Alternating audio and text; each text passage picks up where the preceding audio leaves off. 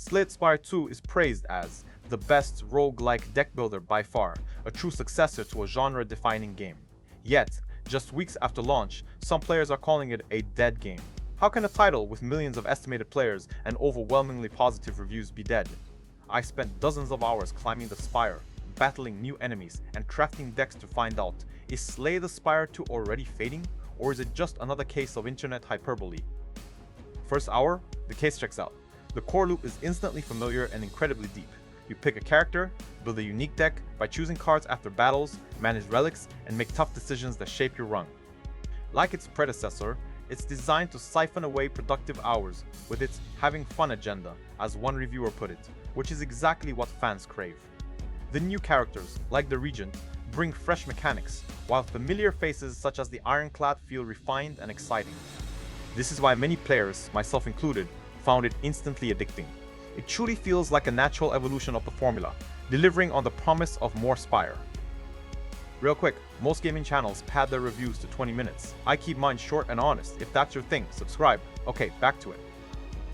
Then I hit a wall.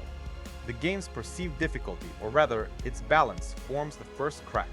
While some players dismiss complaints as a skill issue, others point to specific pain points.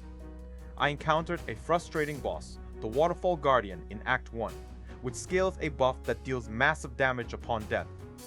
This is the literal game-killing issue one player mentioned, forcing you into specific deck archetypes or outright ending a strong run through no fault of your own.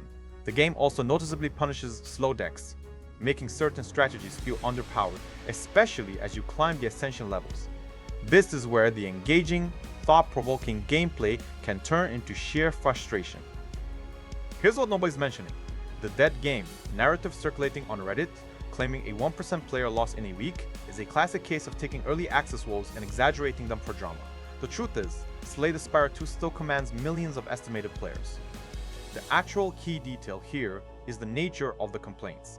It's not a mass exodus, because the game is fundamentally bad, but rather a vocal frustration from veteran players who are hitting these specific balance and bug walls.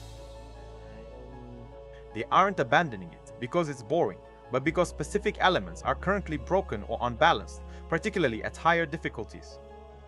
So, is Slay the Spire 2 a dead game? No. It's a work in progress with some noticeable cracks. If you're a fan of the original, and don't mind an early access experience that will evolve, it's genuinely a blast and worth your time.